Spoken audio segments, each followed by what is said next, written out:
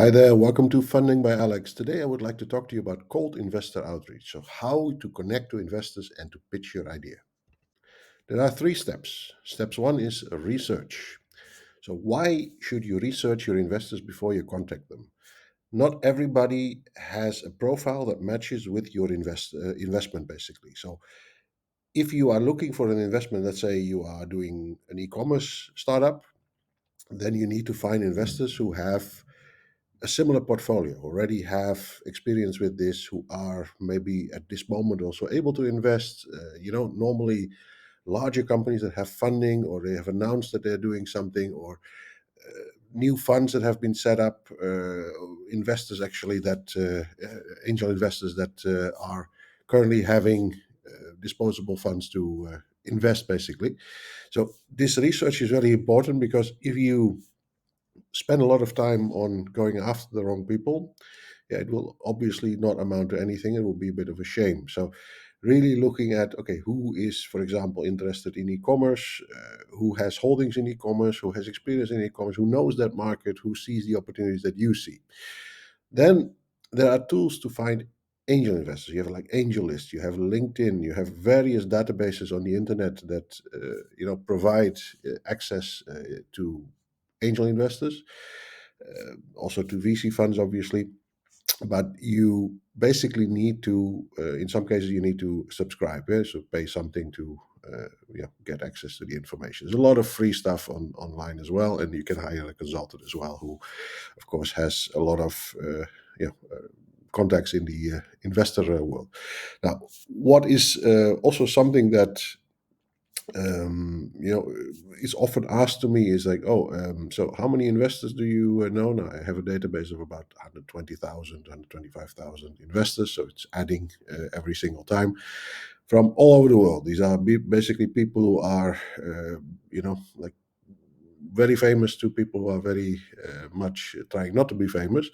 So in the end, and nothing shady, obviously, but I mean, people who are high profile, people who prefer to have, just invest and not be in the newspaper all the time. So, and everything in between. So there's basically quite a number of people that you connect to as a consultant, but you can't, of course, have warm connections with more than 100,000 people. Basically, that's simply not possible. Like there are maybe a couple of hundred people that you occasionally talk to, and maybe 50 to 100 that you actually have like a strong connection to. I would even say on a day-to-day basis, it might be more like dozens rather than hundreds, basically.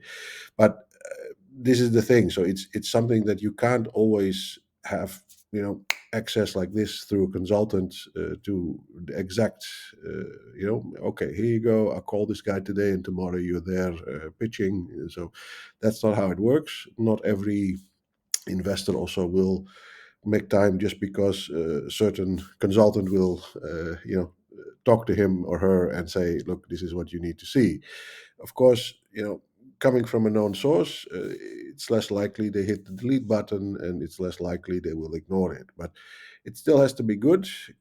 For me also, I'm very selective in what I'm pitching. I probably, from out of 100, I probably reject 95, 96 clients, basically, because they're not ready, or the idea is simply something that I think will not fly in its current form. Yeah, so um, it's not, the filter that I apply is not something that I'm proud of. Obviously, I'm not claiming that I have all the knowledge in the world, but for me, my reputation also is very important. Like if I pitch something to an investor that doesn't fly or is not well thought through, half-baked idea, basically, yeah, will they still look at the next thing? So that's also something you need to keep in mind when you're approaching people through others and asking others to do these warm introductions. So this is the bridge I'm making to warm introductions, because their connections also need to take them seriously. And if you are asking a favor, you better prepare A to Z and have everything thought through and all the questions prepared, basically. So not like, hey, can you introduce me to this guy? And yeah, what do you want to pitch then? I don't know. So or I have something on the back of a beer coaster, basically, that is not yet fledged out, basically. So just a test balloon. So that's basically with regards to shared connections and introductions.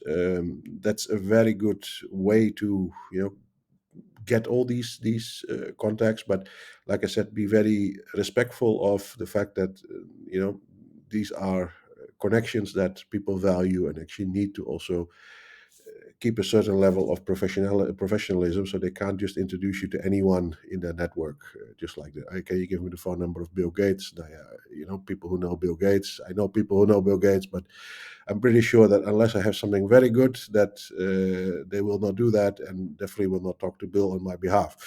So other startups, they funded. So this is also a good benchmark to see other startups actually are a benchmark of what they're interested in. So let's say e-commerce startups, have they ever been in e-commerce, have they ever funded something like that? So this is the way to go and go about your research and really prepare well before you actually shortlist a number of people you would like to contact. So unless you are able to meet people in person, but usually you need to prepare it. So before you can meet someone to present, it's not like, oh, I call up someone and then they are open to it. They would like to see something. Is this worth my time? Because investors are very busy. They have maybe 100 ideas a day that they are being pitched, and they only have time for two or three, or maybe none at all that day. That's possible. That it's just your bad luck. But if you need to do a cold outreach, meaning by email, so crafting a winning message is actually the key, of course. Now, if you don't know these people, subject line, keep it short and intriguing. So not too much. So early stage software as a service startup seeking 500K, 300% year on year growth. That's something that is triggering people to be say, oh, hey, that's interesting. That's exactly what I'm looking for if I'm a SaaS investor, basically. So you need to start with relevant. So in essence, like, hi, investor name. So insert the investor name. I notice your recent investment in, and then you can refer to another startup that they might have invested in. And as a founder in the same space, I believe our vision aligns, etc. Blah blah blah blah blah. So this is, don't overdo it, but normally you try to look for common ground. Say, okay, this is relevant for you. You need to prove that in the very first sentence. Then be concise and clear. So they don't have time to read through a lot of text. There are people who are very visual, so they would like to have less text, more pictures. And you have people who really enjoy reading through a lot of text, obviously. But just to be safe, keep it concise and clear. Then you are actually, triggering everybody who's busy. So who are you? That is basically very important to say. Like, so you introduce yourself properly, so that you're the founder of this company and you are solving a problem with this solution. Now, that's actually really, in a nutshell, what it comes down to. So, okay, is this interesting for them or not? They can really determine in a moment, like, this is it for me, or delete. So that's basically it. Then, of course, if you have instead of pre-seed, of course, but I mean, you have already proof of concept and you have already started, and you need to basically just fund another round of your startup. Basically, you're looking pre-series A, Series A sort of thing, basically. Then you need to share compelling metrics, so revenue, growth rate, user base, etc. Anything that can be relevant. Again, don't overdo it, but include also the ask. The ask is actually the money you're looking for. So in this case, I say we're raising $500,000 and then you need to define what you're going to use it on. So I have to scale this basically, or to hire a team. You need to define what it's used for, basically. And I'd love to explore if this aligns with your investment focus. So always keep it a little bit open, be respectful, don't assume, basically. And very important to end this with all sales things. People only buy when they're asked. So there's like 75% of the cases, 74, 75%, I forgot. People buy something when they're asked. So unless you close, and again, selling and getting an investment are more or less the same. As sales, you sell yourself, basically, you sell your company. Could we schedule a 15-minute call to discuss further? Why 15 minutes? Why not half an hour? Why not keep it vague? 15 minutes is very easy to define. So it's like, okay, 15 minutes. Yeah, okay, I have 15 minutes. Then my lunch break or whatever, basically. So I have this time. If you don't define it or you ask for more, yeah, that's going to be a big problem because people don't have the time for you. So if you've gone through all this, then the magic is in actually in the follow up. So follow up in 7 to 10 days after you send out this cold outreach. I've had people on LinkedIn who were harassing me, every 3 days basically with, "Have you seen my email? Have you seen my message? Have you blah blah blah?" That becomes very annoying. But with an interval of 7 to 10 days, okay, if you do it 3 or 4 times, basically, say, "Oh, hey, I noticed I haven't seen any response from you, etc." That's not an impolite thing. So do it politely, polite follow up. So if you have time, so someone will also maybe at some point be busy. Maybe they wanted to respond, but they couldn't. No, that's something that's a reality. I know I do sometimes. So in that sense, it's not impolite to just remind and say, "Oh, did you see my message? And have you,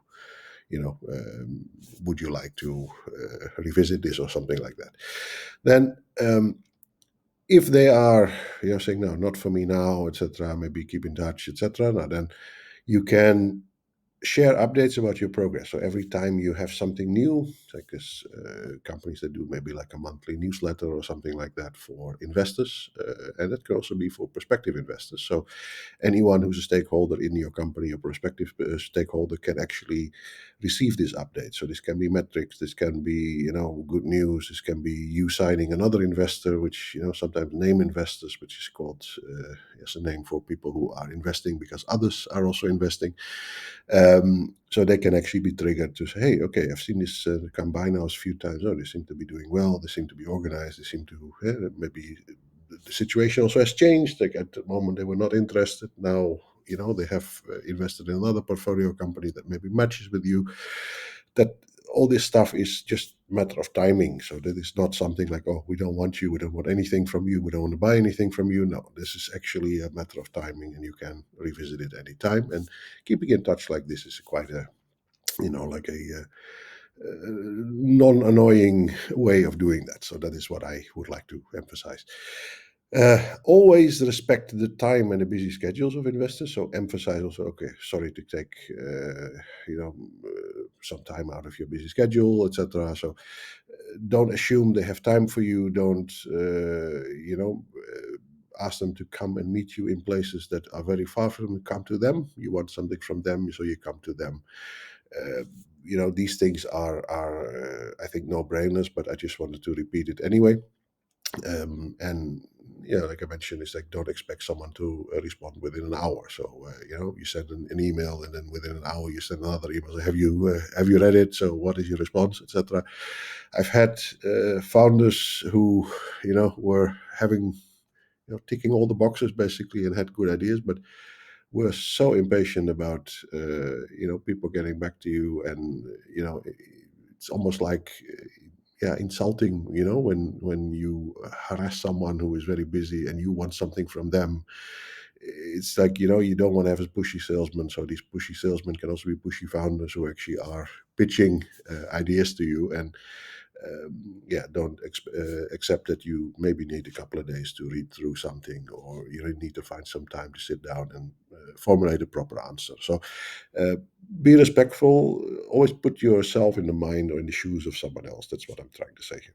Now, like I said, investors get quite a lot of emails and quite a lot of messages through various means, basically. Tips to stand out. So if you say, "Hey, how can I stand out from the crowd?" Now, it's very difficult. Everybody's trying to, obviously. So this is the battle. You have to, first of all, you need to personalize your approach. So it's not like, "Dear sir or madam," if you know already who you're sending it to. If you're sending it to a general email address, of course, that would be the most polite way to do it. But if you have a contact and you're sending something to, let's say, Robert Williams, now, then, "Dear Mr. Williams," that could be the personalized approach.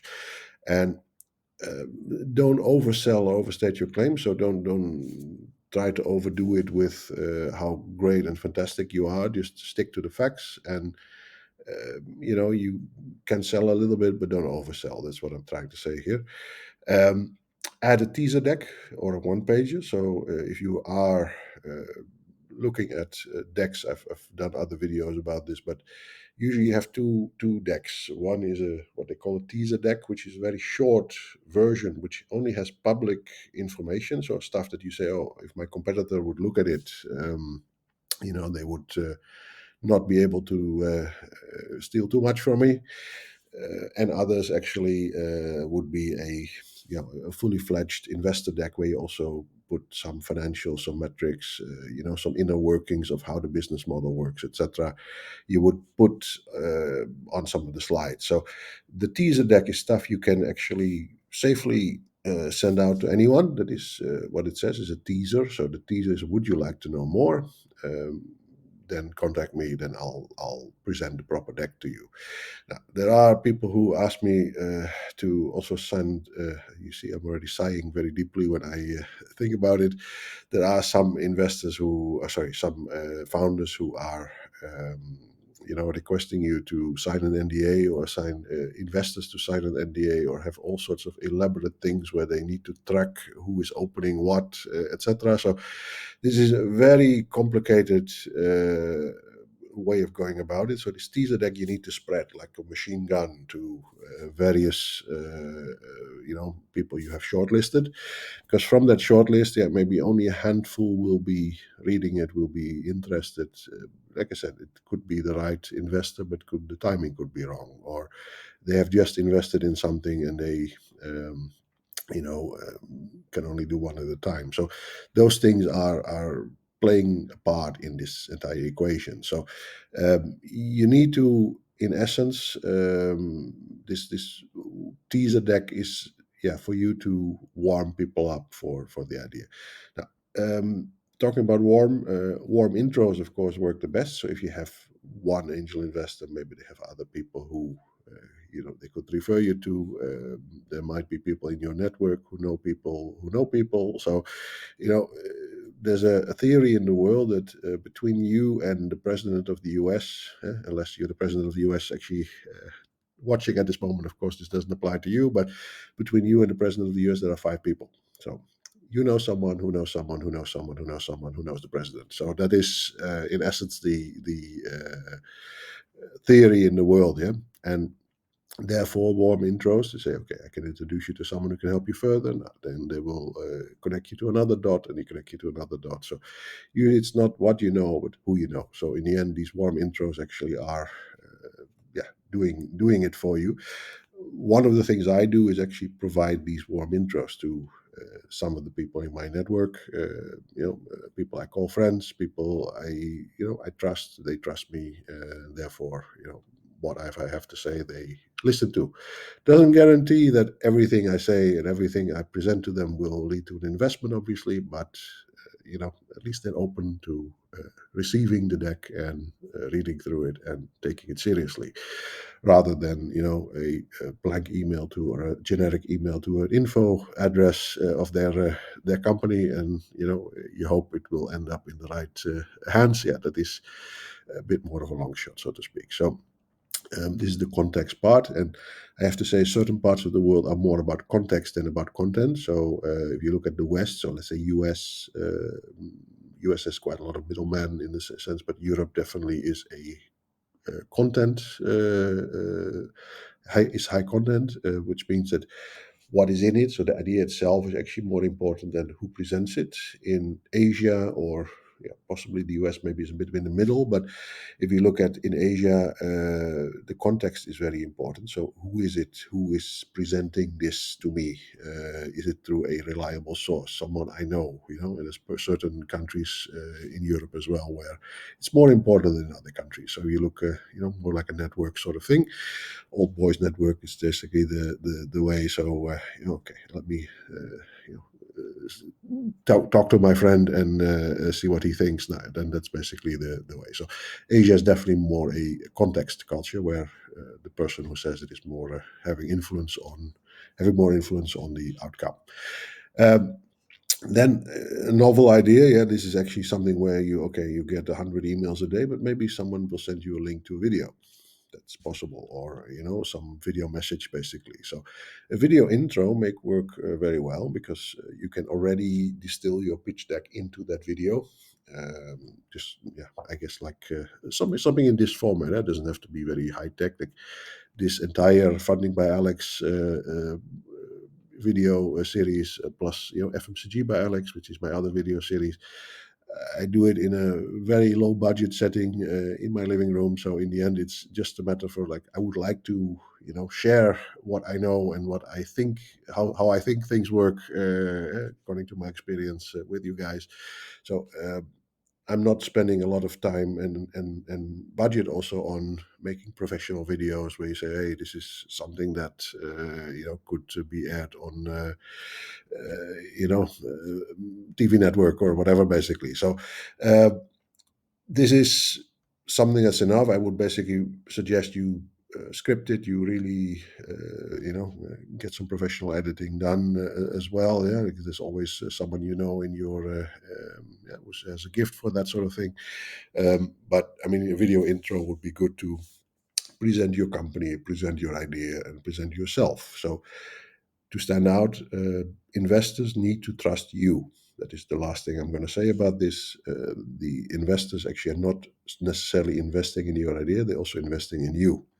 The idea can change, namely, if they give you the money, tomorrow you can pivot to another idea. So normally this is, the truth about investors, that they say it's the jockey and the horse. So the jockey is about 90%, and the horse is the idea. So the jockey is the person driving the horse, or like riding the horse, basically, which is the founders, and the horse is maybe 10% or 20% of the entire equation, because you can change the horse, but the jockey, the skill of the jockey is actually the thing that wins the race. So that's what they were basically, referring to when it comes to we invest in people rather than ideas. So good people, good ideas is investment. Good people, bad ideas.